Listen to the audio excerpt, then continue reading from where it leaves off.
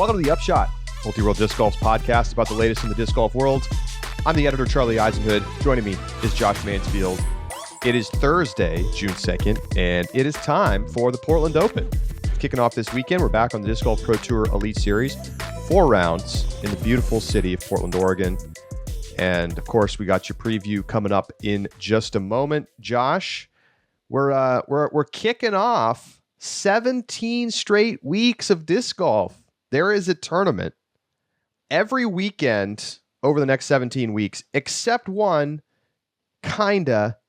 We have a tournament one weekend, and then the next weekend there's actually no disc golf, but Tuesday of the following week, it's the World Championship. So I don't know if that's maybe a technicality, but either way, it's time to strap in because we're basically going full force from here all the way to GMC and MVP in the Disc Golf Pro Tour playoffs. We get a little break, and then it's USDGC. So no more breaks, no more weekends off like last weekend. It's about to be a grind, and it includes some events. I mean, like you mentioned, you've got the World Championships in there. You have MVP and Green Mountain Championship, both of which are playoff events and worth extra points for the Disc Golf Pro Tour Championships. You have the European Open. You have the U.S. Women's Disc Golf Championship. So you have 3 majors in this stretch of unbroken disc golf. Granted, a lot of these are Silver Series. I expect some of these Silver Series to be pretty scarce in attendance. Sparsely attended, for sure. Yeah, which might give us and some of the pros a little bit of a break as well. But, I mean, it's still tournaments, and it's still people earning points, and it's still affecting standings for the Disc Golf Pro Tour Championship. And that means we're going to be having some action that we've got to break down every single week.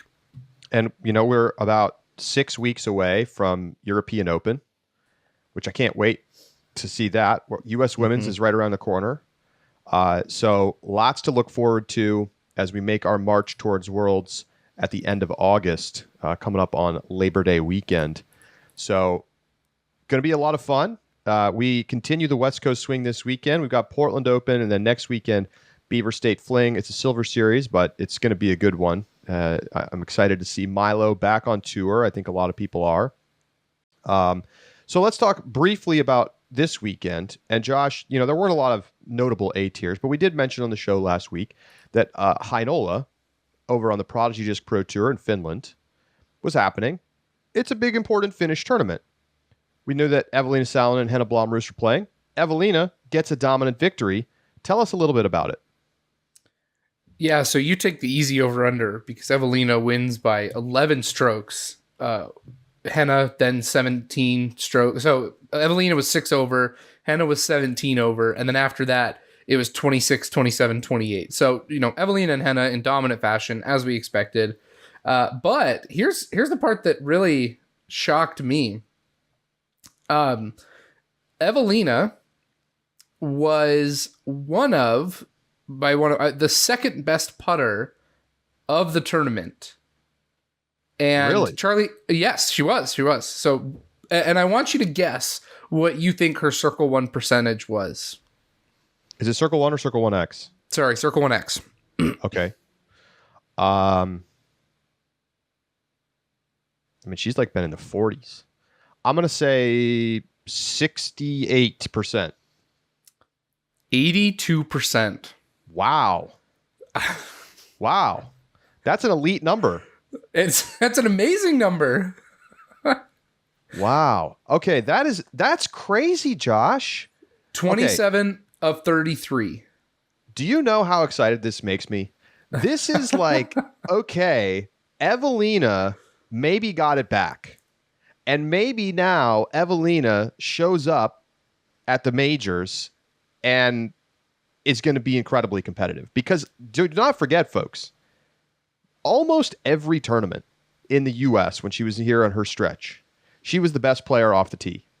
Mm-hmm. Like, it wasn't every single tournament, but she was like top 3 every single time. The putting was holding her back. We know this. She was missing 10, 15, 20 Circle 1 putts a tournament. You know, 4 putting from 20 feet. It was brutal. For her to go out and shoot 82%, which is an elite number in FPO, north of 80 is top. Mm-hmm. I don't know. It makes me wonder what's going on. Is there like a U.S. travel mental block, and now back in Europe feeling comfortable and less pressure? That's not showing up. Or maybe she practiced a bunch of putting and got over the yips here. I mean, either way, it's very encouraging. Yeah, I wish I believe this one was on coverage, and I wish I had gone back and watched it, because I'm really curious to see what the putt looks like, because I mean, she didn't miss any circle one, inside like bullseye range, so the 11 feet and in. She had 0 misses in that range, which is something she can't always say from a U.S. tournament. She made enough putts that it feels compelling to me, and so I really just want to watch. It's wild to me. I cannot believe that it's literally double her okay weekends in the U.S. That's wild. Well, I mean, I'm glad to hear it. I'm glad to hear it. I hope that she's got it back for the long term. Me too.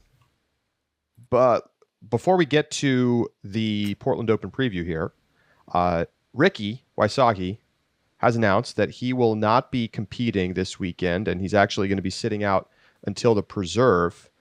His knee issue's not going away, Josh. So he got his knee drained last week, and it swelled up again. And so he's not right. And so we have another top-level player in MPO missing time for an injury. Now, this is not exactly an injury, I guess. I mean, it's hard to know exactly what the situation is. Ricky says that it's flare-up from Lyme disease. I see no reason not to think that that's what the issue is. I guess I just wonder, like, how do you resolve that? Like, if this is in fact chronic symptoms from Lyme disease, like, is there anything that you can really do besides getting the knee drained and then hoping that it gets better? I just don't know the answer to that, but it's a little concerning. Yeah, I'm not super familiar with Lyme disease, except really what I've seen from Ricky, and things that Ricky talks about. And, he always tells us it's about diet. And that if he, takes a break or goes off of his pretty strict regime, that it oftentimes can lead to flare-ups. I don't know if that's happened or if it's just something that is kind of, unpreventable, that you're just going to deal with it. Either way, I hope that it seems to me that, given that he hasn't been able to get it resolved, that there's nothing more to, cure it, or to at least to treat it, rather than time and rest, right? I mean, I know he's probably icing it like crazy. He's probably, back and has always been on the strict regime. He's doing all the steps right, but it seems like it's just going to be nothing but time until that goes away, that flare up, and that he's going to be ready to play again. And then that's hence why he's taking a little bit of time off. Because I mean, Ricky's not going to miss time for a Lyme disease related issue unless it's pretty serious, in my opinion, because I think he recognizes that the odds of making it worse don't seem terribly high to me. Sure. Right. So as long as he is functional, I would imagine Ricky would play. I mean, let's be honest. He's played past couple weekends hobbling around the course. And so it must be pretty severe at this point for him to feel like he needs to take a couple weeks off. And I hope he just, nothing but the best and is ready to preserve. I mean, I just think you have to try taking some rest, because if it's not getting better and you're playing through it and you're not really able to play your best because of it, I mean, like, credit to him for like competing pretty hard considering the situation. But it makes sense to take some time off. But what it means is that no Ricky, no Eagle. We know Chris Dickerson's not on the West Coast swing. It's a little thin at the top this weekend. When you look down the list of the players competing, and you kind of look at, okay, who's going to be there? Like, there's not a lot of the top rated guys in the field right now. Yeah. You have right now, we have 6 guys who are in the 1040 or better club. Yeah, that's right. You've got Paul, Rick, Eagle in the 1050s, And then you have Calvin, Chris, and Matty O in the 1040s. And Paul and Calvin are the only ones who are going to be there. And, it's noteworthy that Paul has not been playing well recently. So, Paul is the 1050 guy. He's clearly the highest rated at this tournament. But in no way, in my opinion, does he feel like a lock.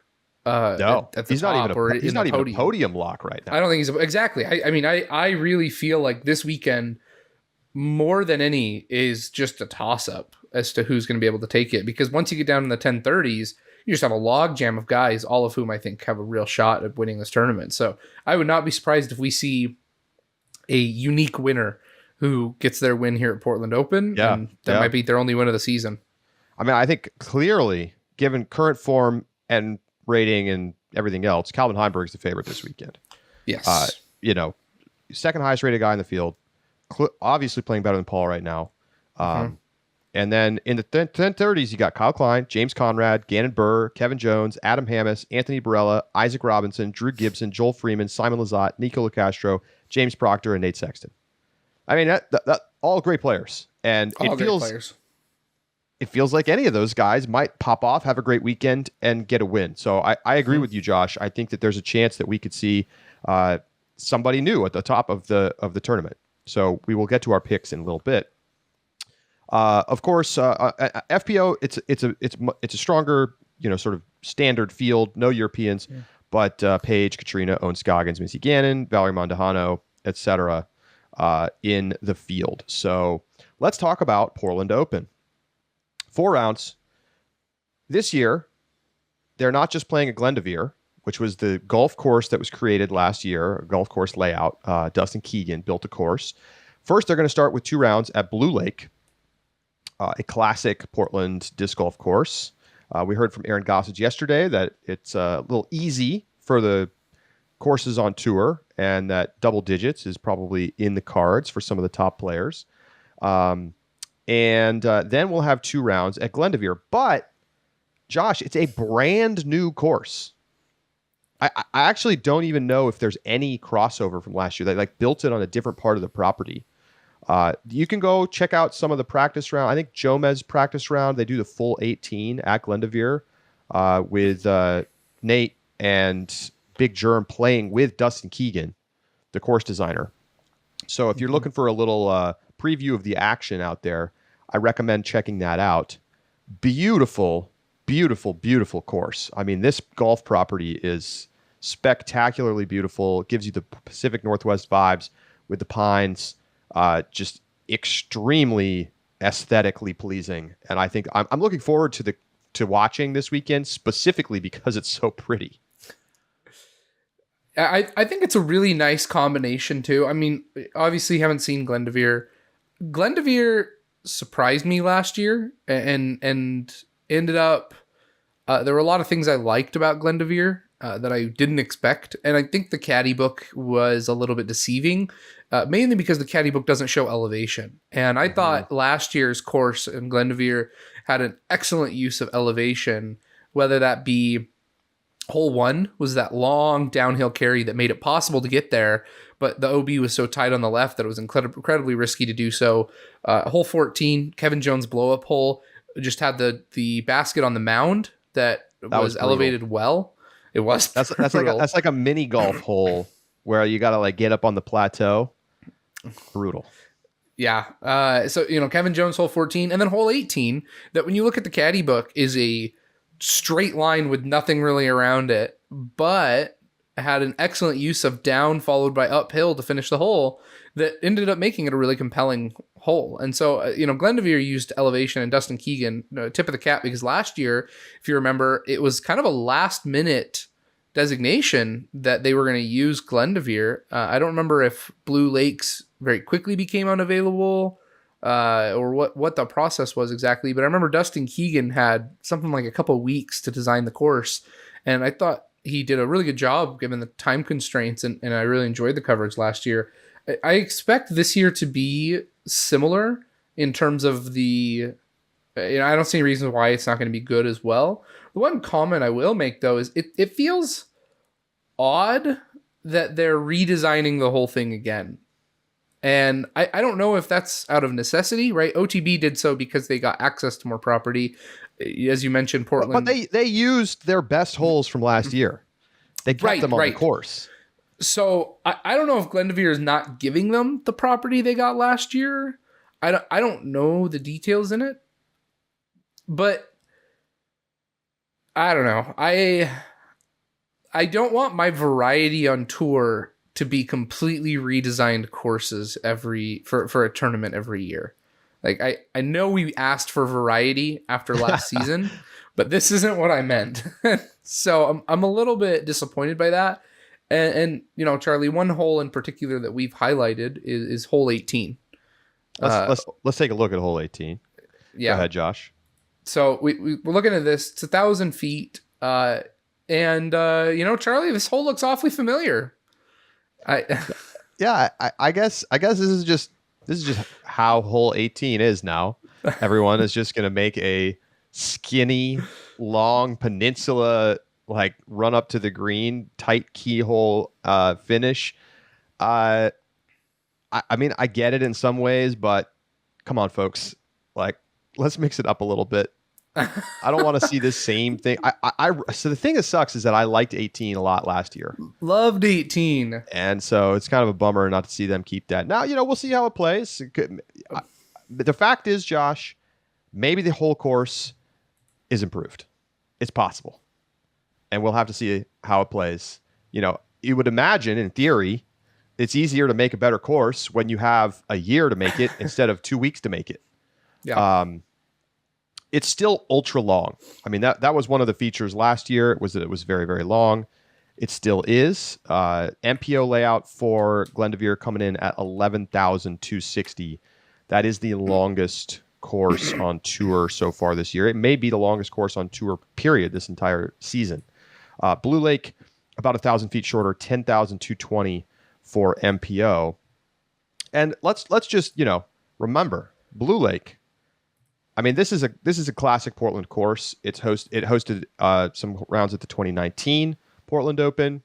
Had a big battle there with Drew beating Eagle in a playoff. And back in 2014 at the World Championships, Paul and Ricky had an incredible duel. I mean, still one of the best tournaments. Like, if you're new to disc golf and you haven't gone back and like kind of watched some past World Championships, that's the one to go watch. It will give you a great look into Blue Lake, and you will also get to see some of the just most spectacular disc golf of the last decade as Paul and Ricky just go to war out there. 5-hole playoff, and Paul gets the win. And a great quote from Paul Macbeth over on the Brian Earhart's Flight Diary podcast about this. He said, "I saw some of the highest level disc golf get played in 2014 that I've ever seen. It felt like I was watching two grandmasters play chess." So a very cool venue because of the history that we get to have there. And I do think, Josh, this may be the future for Disc Golf Pro Tour events long term. 2 rounds at one course, 2 rounds at another course, combining different styles, much like we see at Worlds. And I don't know how long it's going to be until we get there, but I could see us getting to the point where it's pretty consistently 4-round events instead of 3. And so, you know, you're already seeing that with, I don't know, what, 40% of the courses on tour. And we'll see it this weekend at Portland Open. Quick mulligan for you, Charlie. Glendoveer will not be the longest course on tour. OTB has them beat with 11,727 feet. Well, I apologize. I thought we heard them say it was. Yeah, I guess that's right. Because last year was over 12,000. Last year, yes. Thank you. Yep. Thank you. You're welcome. Mulligan. Just so figure I'd save you the pain. Longer, but, well, over 11,000 feet, it's long. Mm-hmm. It is long. Everyone already sent the email. You know, like they heard this. They're like, no. He's wrong. OTB was longer 2 weeks ago. This show's not even live and your inbox is already blowing up. People just got the spidey sense. Like, what did he just say? No, anyway. But the other note, I think I agree. I think the 4-round 2-course style is so much better for the highest level of competition, because to be completely frank, to demand the variety that I think our elite level of disc golf deserves out of a single course is an incredibly tall order. In order to have a course that, and the answer that I think a lot of people come up with is, it's okay if some courses don't reward everything, right? It's okay that some courses favor distance, and it's okay that some courses favor technicality. I agree to an extent, but I really think that in the world where we could have 2 courses for almost every Pro Tour event, I think that is absolutely preferable, because you can design 2 courses that are excellent at what they're meant to be. And I will always go back to GMC as being, I think, the just perfect example of that, where Fox Run Meadows, it is an excellent course that rewards distance. It rewards big shots. It gives you air to work. But then you have Brewster Ridge that is the technical side, and it requires the most complete game in order to do it. Don't get me wrong. There are some courses that have this. You have MVP, obviously, at Maple Hill. And then I also think that the Beast, there it is. I knew it was in Nokia, Finland, but I couldn't remember the name. I think the Beast at Nokia, Finland for the European Open also is another course that does an excellent job of rewarding multiple skill sets, but it requires for MVP, a private property where it is designed and built around disc golf, and that's where it is. I really like this model of using a proprietary disc golf course that is designed around disc golf, as well as an open course that can then be used on a golf course that accommodates final day spectators, for example. The one scheduling note, though, is I really think that you can't do back-to-back weeks of 4-round tournaments. There's just not enough practice time. Fair. I mean, maybe you're right for now, as players are mostly driving to events, but I think this is the future. Maybe it's the distant future still. Sure. As you know, we're already seeing the Disc Golf Pro Tour do as much as possible to mimic the PGA Tour, and PGA Tour 4 rounds. So, other notes from this weekend: Bevel Brewery, Nate Doss, Val Jenkins, going to be there serving their Holy Shot beer. If you ever get out to Bend, Oregon, check out Bevel, and they're also guests this week on the PDGA Radio podcast. Check it out. Nate and Val are great. Their brewery is great. Nate has actually won back-to-back Best Brewer awards from a local paper. And they've got just a great thing going on there. Great beer, great vibes at the brewery, food trucks, the whole deal. So, of course, they're going to be out there this weekend. It's not in Bend. It's in Portland, which is like 3.5 hours from Bend. But, of course, they'll be there. And let's see what else. They've got the concert series going on again. Joey Dosick will be performing. Kevin Jones going to be, what'd you call it, Josh? The pre-show. The pre-show. Thank you to everybody who's sending in concert recommendations for Josh after last week's show. So many. This was a very well-regarded event last year. This is operated by Jeff Spring and the Pro Tour. Basically, it's not run by a regular local TD. And so there tends to be there was a lot of professionalism at this tournament last year because the Glendoveer property is just spectacular. So we'll see how it goes this year. I think things have felt a little bit kind of delayed. Caddy Book took a long time to come out. Tee Times took a long time to come out. Feels like things are a little delayed just about the event right now. And, tour's getting ready to really be rolling here over the next few weeks. So lots for everyone to do. We're going to take a quick break. When we come back, we're going to go inside the circle. We got our picks. We got a great over-under for you. Don't go anywhere. It's the Upshot.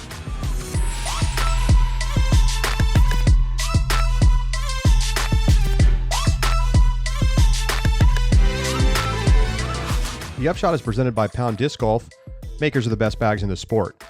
Now, I know you're probably tired of hearing me talk about the Rufus, but it's just about time. Pre-orders, final pricing coming very soon.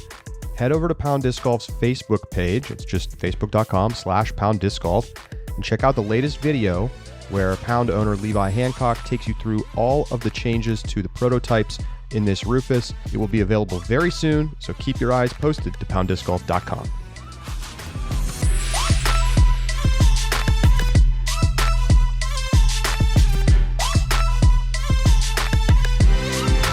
Welcome back to the Upshot. It's time to go inside the circle. Josh, take it away. Got a couple of. It was a weird week in disc golf. A lot of variety of news that I don't really think I've ever covered on the Inside the Circle before. So, kicking it off, Brodie Smith gets interviewed by the PGA at the Charles Schwab Challenge, a PGA event over this past weekend, and got interviewed as a disc golf professional. And so we've got his interview here for you. We're going to listen to the first little bit of it before they start talking about the golf, but it's always exciting to see. So take a listen. Well, I'm here actually with Brodie Smith. He is a professional disc golfer and social media sensation. Thanks for your time today. I really appreciate it. Can you tell us a little bit how you got into disc golf? Sure. I started playing ultimate frisbee, so have really enjoyed just throwing the frisbee around. Golf has been a passion of mine as well, and so kind of when you put those two together, you get disc golf. So it's kind of a match made in heaven, if you will. Can I ask, do you actually play golf, or have you played golf in the past? Yeah, no, I've definitely played golf a lot. I actually tried to get really good at a certain point. I had a YouTube channel where I kind of was showing people my journey and got pretty decent at it. But as we all know, golf is one of those things that if you want to get to the next level, the amount of time commitment it needs is insane. But coming out to events like this, it's always fun watching these guys because their consistency and accuracy is unparalleled. Well, I could imagine also too the time that it takes. I got on social media last night, checked things out with you, so I'm sure you have to spend the majority of time working on things that you do too. Also, when I was on social media last night, a whole bunch of these trick shots, like, you know, epic stuff. You're throwing it out there, it's coming back like a boomerang, and then, you know, you threw one into the seats and it was coming around, all sorts of cool stuff. What's the inspiration for those things? You know, I think a lot of times it's what you can do with a frisbee is it's pretty cool with the different curves and having it come back like you were saying. And so letting your imagination kind of run wild and get thrown into different spots and just trying to figure out like what's something really cool I can do with this frisbee. And then obviously everyone at home has done trick shots before, try to pull something off. The thrill of finally getting it, there's nothing like it. So yeah, just a little Brodie talking about some trick shots, talking about some disc golf, you know, light popcorn fare. Cool to see Brodie get interviewed. You know, he's so good on camera and like in these interview settings. Nothing groundbreaking here, folks, but you know, he's got some cachet and it helps disc golf get noticed by other people. And like, maybe there's some people out there who are watching the coverage who are like, oh yeah, I've seen that. Like, maybe I'll give it a try. And, you know, the fact is, Brodie's right. Frisbees plus golf, it's fun. It's great. 100%. Yeah. I mean, it's easy. And it, you know, I feel like the announcer took him seriously about it too and took him as a professional. So it was a cool interview. Next, Beaver State Fling next weekend. We'll have live coverage on Sunday. This will be for the final round of the Silver Series. This is going to be over on the Disc Golf Pro Tour YouTube channel. As well as on the Disc Golf Network. No, sir. No, it's not going to be on Disc Golf Network. Just because it's Silver Network. Series. Oh, that's right. It's only Elite Series that get the YouTube coverage on Sundays. Yeah. Bingo. So over on the Disc Golf Network for subscribers, and it should be good. I'm so excited to see Milo. So am I. I get to be on the call, so I feel extra lucky. I'm excited to be back in the booth. I think I'm going to be joined by Brian Earhart and Christine Jennings. So should be great. I mean, you know, Milo survived the fires, totally intact. You know, Philobatros, all of the like history of Beaver State Fling as an NT is going to be great. We'll talk about it next week. Next, there was down in Florida a man who frequently went swimming and diving for discs, and in order to sell them afterwards, who was unfortunately eaten and killed by alligators. He was discovered last week, and has since been identified. Just a sad story all around. For you never want to see something like this happen. It's been one that's been very highly in the news. But you know, for those who knew him and were friends, we wish him nothing but the best, and them nothing but the best. Yeah, I mean, as some people have noted talking about the story, like, don't go in the water for discs in Florida. I think this shows you why. You know, it's not like gators are like looking to eat humans, but if you're like up in their space, they might. So if you throw a disc in the water in Florida, just let it go. This is proof of that. But condolences, of course. Yeah. And then the other news that made national news and is also quite sad is a man named Jake Riley was playing in the Kansas City Flying Disc Challenge when he was shot by a random citizen. No connection to Jake Riley, no connection to disc golf, just a random and senseless act of violence. Jake Riley is still in the hospital. News article says that he has successfully gone surgery as of Monday, but is still on a ventilator. There is a GoFundMe by his fiance in order to help fund some of his recovery, but we wish nothing but a speedy recovery for Jake Riley. Yeah, I mean, it's a crazy story. I mean, it sounds like folks in the Kansas City community kind of know that this course is like being in a little bit of a dangerous park, kind of a dangerous area, and just, random shooting. Hopefully Jake makes it through, is able to make a full recovery and resume life. And, it speaks to bigger issues in this country: mental health treatment, access to weapons. And, we don't need to talk politics today, but with other events in the news, I think this feels like a little bit more pressing. It's a sad situation. And I don't know. I've heard rumors that the PDGA isn't going to allow this course to host tournaments anymore. I mean, that would be understandable. So shout out to the Kansas City disc golf community and everybody who's been helping out with the GoFundMe. I think it's already raised double what it was seeking to raise, and certainly it's going to be some big medical bills. So you can find that online. So stay safe. That wraps it up for Inside the Circle. All right, and that brings us to our picks. Time to make our picks for this weekend, and then I got an over/under for you, Josh. So, Josh, let's go straight away. FPO, who you taking? FPO, man, it felt weird because there's one lock, and then felt like everybody else to me. So third place, I've actually got Owen Scoggins. I think Blue Lakes is going to set up better for Owen Scoggins' game, and she doesn't play poorly at Portland at Glendoveer. Even on long courses, Owen has demonstrated a capacity to play incredibly well. And to manage the game really well. And so I feel like she's going to be able to do well enough at Blue Lakes that she's going to be able to get herself onto that podium. Second place, Ella Hansen. Ella played really well here last year. Ella played really well OTB. Ella throws really far. Ella's game is just improving. Give me a reason why Ella Hansen can't be on the podium again. I don't see any, and I'm really excited to see her. And plus, Ella's from the Pacific Northwest, isn't she?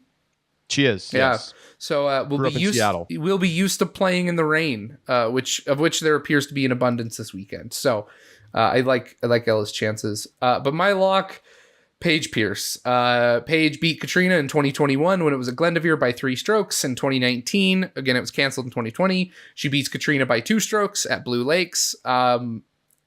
She just won over at OTB. I've got no reason to think that Paige is not just a lock for the win this weekend.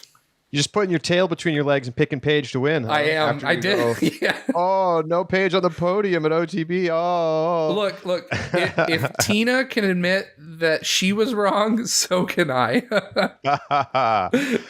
All right. So here's my picks. They look similar.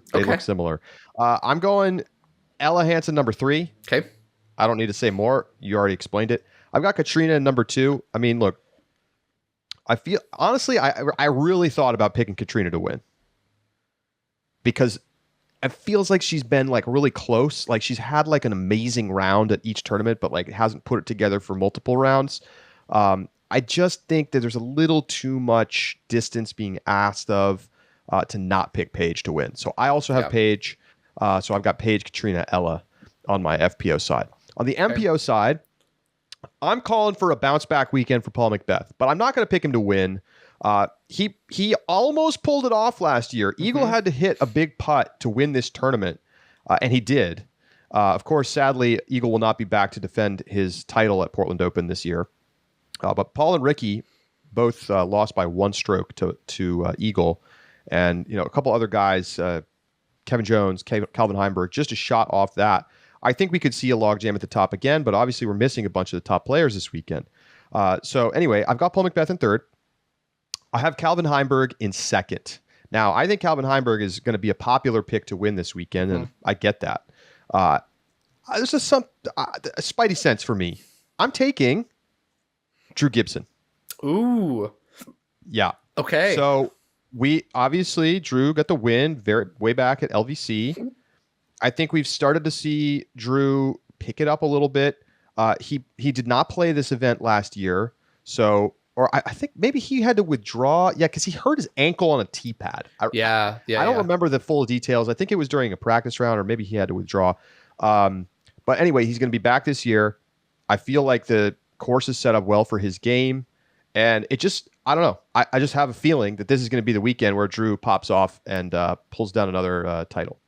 I like the Drew pick. I mean, he's in 1035. That's right around the range that kind of the top of the field is. He's in the top couple in the rating, so I like the pick a lot. In my third place, I've got Gannon Buhr. And I should say, I don't know. I obviously neglected to mention this. He won the event 2019 in playoff over Eagle. Yes, true. So Blue Lake was on the at the tournament that year. So I feel like this is horses for courses situation as well. Yeah. So no, anyway, I think continue. No, great ad. I've got Gannon Buhr for third. I think he has all the skills in distance, putting, and confidence that he can do well here. He's got his Silver Series win. I really think Gannon Buhr is looking good for this weekend. And given the lack of the top guys, I think it kind of opens up an opportunity for him to get back up in the podium. My second place, I also have Calvin Heimberg. Lots of the same reasons. But my winner, going back to back, Simon Lizotte. Wow.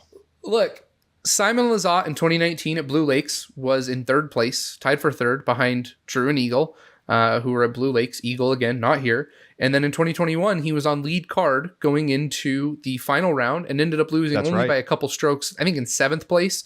And really, I mean, when Simon says sometimes it feels like things just don't go your way, I went back and watched final round of Portland Open, and we all remember the Kevin Jones blow up. But Simon just had so many things that just discs that didn't skip, that just stuck, putts that hit metal and didn't sink, like just all sorts of little things that kind of broke bad for him that otherwise would have been just as well in the contention. He's playing great right now, and he plays. Yeah. I really feel like OTB Putter's locked in. Yeah, Putter's locked in, and I feel like OTB really is a good predictor for Glendoveer. I see a lot of similarities in the courses and the way that they're played, and so I really feel good about Simon this weekend.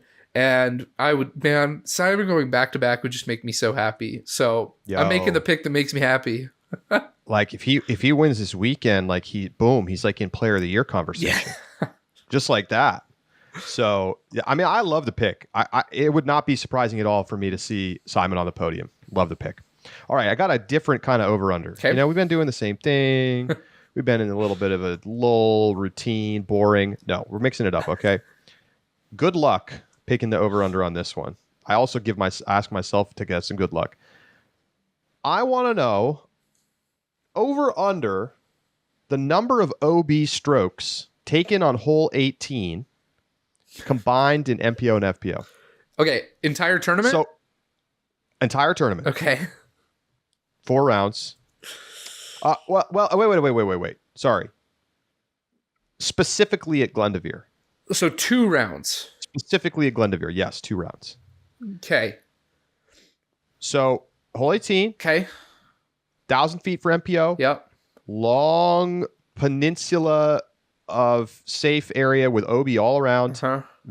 Basket very tight to OB. There's a Mando at the corner. It's like a stretched out version of what we've seen at Worlds last year and at OTB last weekend. So I went and I looked. What happened at OTB? How many OB strokes did we see at OTB on hole 18? as just a way of giving a little barometer. Sure. There were 156 OB strokes on hole 18 at OTP. So that was over 3 rounds, of course. So let's call it 50 a round, approximately. Okay. The wind, a factor that may not be as big of a deal in Portland. Mm-hmm. We have some wet weather. Maybe that has an impact. I haven't really seen the hole played. So I'm literally going to have to kind of just pick a number out of the hat here. I'm going to go with 87 as the over-under.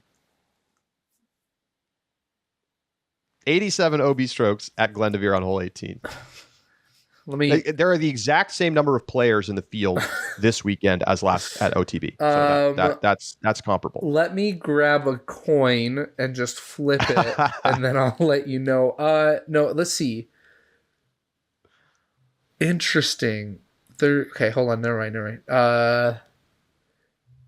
So even in the wind at OTB, it played pretty similar.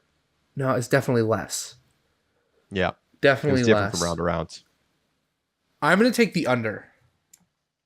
Under 87. I'm going to take under 87. I think from what I'm looking at on Portland, wind is not going to be a thing. Under 10 miles an hour, but good amount of rain. I think that rain pushes people to be a little bit more conservative and to play the safer shot. There's no such thing as a safe shot in wind. It's just not possible. Wind is dumb. I got hurt by wind at a tournament recently, so I'm still a little bitter. Anyway, sounds like it. Yeah, I'm gonna take the under. I'm gonna go with the under. All right. Under 87. So there it is. Yeah. Under 87. I get the over, and that concludes our preview show for the Portland Open. We thank you so much for tuning in. We look forward to talking with you on Sunday night, if you're a subscriber, as we break down all things Portland Open in our live React show in the Ultiworld Disc Golf Discord. So we hope you join and be there for that. You can become a subscriber for less than $4 a month at discgolf.ultiworld.com/subscribe. For Josh Mansfield, I'm Charlie Eisenhood saying so long, and we'll talk to you next week right here on The Upshot.